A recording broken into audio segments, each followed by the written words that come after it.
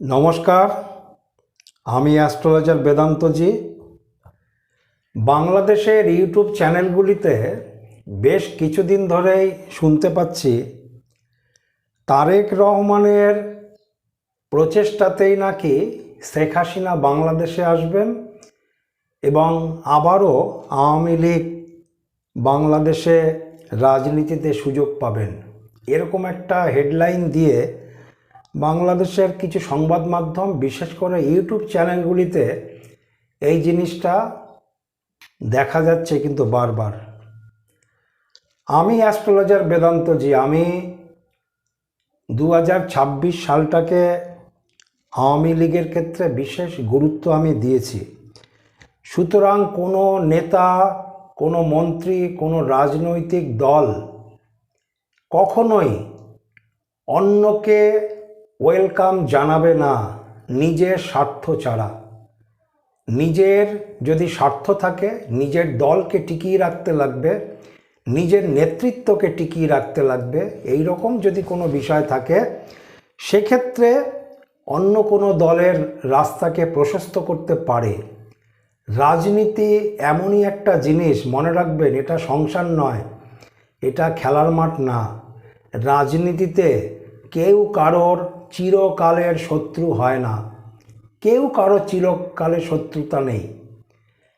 আজকে যেই রাজনৈতিক দলের সাথে আরেকটা রাজনৈতিক দলের গণ্ডগোল চলছে, কালকে দেখা গেল সেই রাজনৈতিক দলটাকেই প্রয়োজন আছে তার অস্তিত্বকে বাঁচিয়ে রাখার জন্য। রাজনীতিতে একটা কথা আছে, বিশেষ করে কথাটা পশ্চিমবঙ্গে খুব চালু আছে কিন্তু রাজনীতির ক্ষেত্রে, শত্রু শত্রু আমার মিত্র। তার মানে জিনিসটা এখানেই দাঁড়াচ্ছে, আমার যিনি শত্রু, আমাকে যেই ব্যক্তি শত্রুতা করছে, সেই ব্যক্তির শত্রুতা আরেকজন যিনি করছেন, তার মানে সেই আরেকটা ব্যক্তি আমার পরম মিত্র, যেহেতু সেই ব্যক্তি আমার শত্রুর শত্রু। সুতরাং রাজনীতি এই রকম একটা অঙ্কতেই, এরকম একটা ফর্মুলাতেই চলে। তারেক রহমান একটা জিনিস ভুল করেছে আমার হিসাব মতন। তারেক রহমানকে বাংলাদেশে ফিরেই বলা উচিত ছিল সব রাজনৈতিক দলকে অংশগ্রহণ করার সুযোগ দিতে লাগবে নির্বাচনে। সব রাজনৈতিক দল যাতে অংশগ্রহণ করতে পারে, অন্তত তারেক রহমানের কণ্ঠে এই রকম একটা কথা উঠে আসা উচিত ছিল।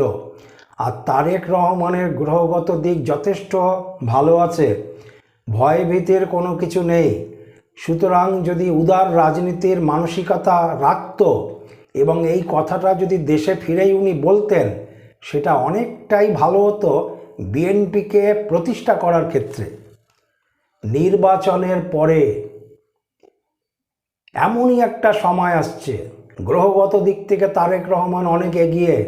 আমি আমার ফাইনাল ভিডিওতে বলেছি এবং 6 মাস আগেই বলেছি তারেক রহমানের সম্বন্ধে, এখনও বলছি গ্রহগত দিক থেকে তারেক রহমান এগিয়ে রয়েছে। কিন্তু বাংলাদেশে একটার পর একটা যেরকম ঘটনা ঘটেছে, বিএনপির মতন একটা রাজনৈতিক দল, যে কিনা বাংলাদেশে সবচেয়ে বেশিবার বিএনপির প্রধানমন্ত্রী ছিল খালেদা জিয়া, আজকে দীর্ঘ কয়েক বছর ধরে বিএনপি ক্ষমতায় নেই। সুতরাং বিএনপির এই রকম একটা দুরবস্থা থেকে বিএনপি বেরিয়ে আসছে সবেমাত্র। সঠিক বুদ্ধি সঠিকভাবে প্রয়োগ করতে লাগবে। সুতরাং বিএনপিকে যদি ক্ষমতায় আসতেই হয়, আর যেই রকমভাবে বাংলাদেশে ঘটনা ঘটে চলেছে, বিএনপিকে অবস্ট্রাকশন করছে, একটা শহরের ওপরে বিএনপির বড় সমাবেশকে ক্যান্সেল করতে লেগেছে, এছাড়াও যমুনার সামনে ঘেরাও সরকারি কর্মচারীদের এবং বাংলাদেশের এক বড় রাজনীতিক নেতার খুন, কতগুলি ঘটনাবলী এই ইলেকশনের সম্মুখে কিন্তু অনেক কিছু প্রশ্নের সম্মুখীন এনে দিচ্ছে।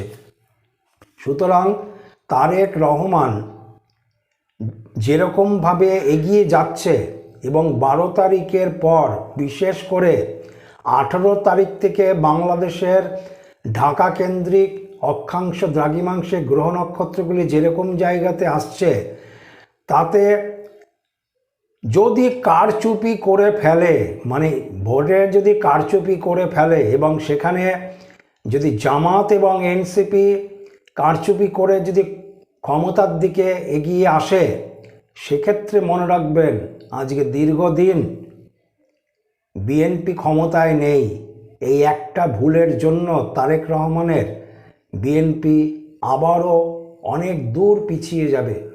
কেননা ইলেকশনের পরেই যদি কারচুপি করে জামাত এবং এনসিপি আসে, তাহলে সাঁড়াশি চাপা মারবে বিএনপিকে, সাঁড়াশি চাপা দেবে, এদিকেও চাপা ওদিকেও চাপা। সুতরাং একটা রাজনৈতিক দল দীর্ঘদিন ক্ষমতায় নেই, তার মধ্যে এনসিপি ক্ষমতার স্বাদ পেয়েছে এবং সঙ্গে জামাত নতুন করে উঠে এসছে ক্ষমতাতে। দীর্ঘদিনের দল কিন্তু ক্ষমতায় নতুন করে উঠে আসছে, ফলে ক্ষমতার স্বাদে বিএনপি সবচেয়ে বড় রাজনৈতিক দল এখন, এই বিএনপিকে কিন্তু সাঁড়াশি চাপা মারবে। ফলে বিএনপির অস্তিত্ব নষ্ট হয়ে যাবে, বিএনপি আরও বেশি পেছনে চলে যাওয়া সম্ভাবনা আছে।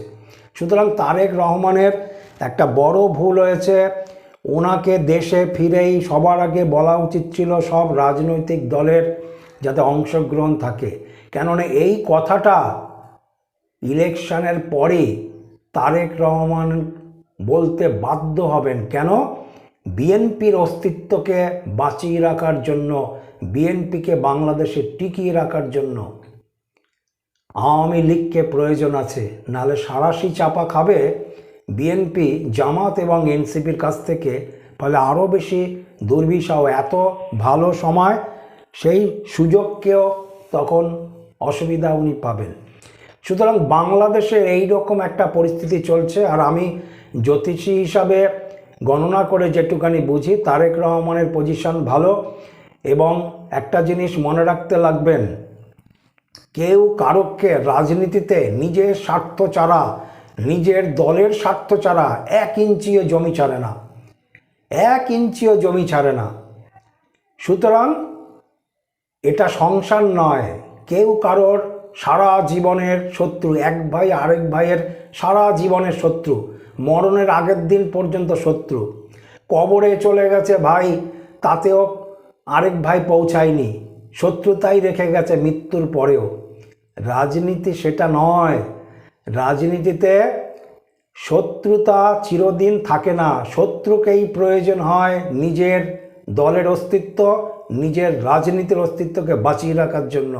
আজকে সেই প্রয়োজনের দোরগোড়ায় এসে দাঁড়িয়েছে বিএনপি এবং বিএনপির নেতা তারেক রহমান। সেই ফর্মুলা, শত্রুর শত্রু আমার মিত্র, এই ফর্মুলাতে তারেক রহমানকে আসতেই লাগবে। যদি নির্বাচনের আগেই উনি আসতেন, তাহলে তারেক রহমান এবং বিএনপির ক্ষেত্রে অনেকটাই ভালো হতো, যেটা কিনা উনি নির্বাচনের পরে আসতে বাধ্য হবেন।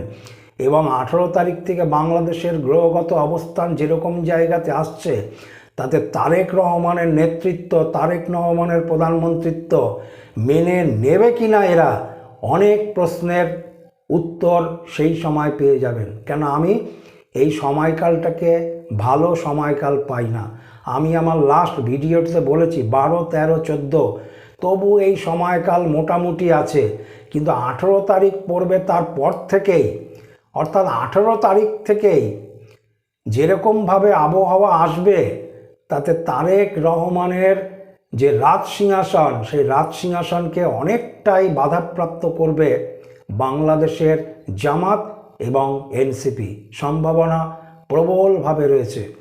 বাংলাদেশের বর্তমান অবস্থান ভালো না এবং অনেক জায়গাতেই শুনতে পাচ্ছি শেষ পর্যন্ত অনেকের কাছেই শোনা যাচ্ছে 12 তারিখের ইলেকশন হবে কি হবে না। প্রশ্ন তো থাকবেই।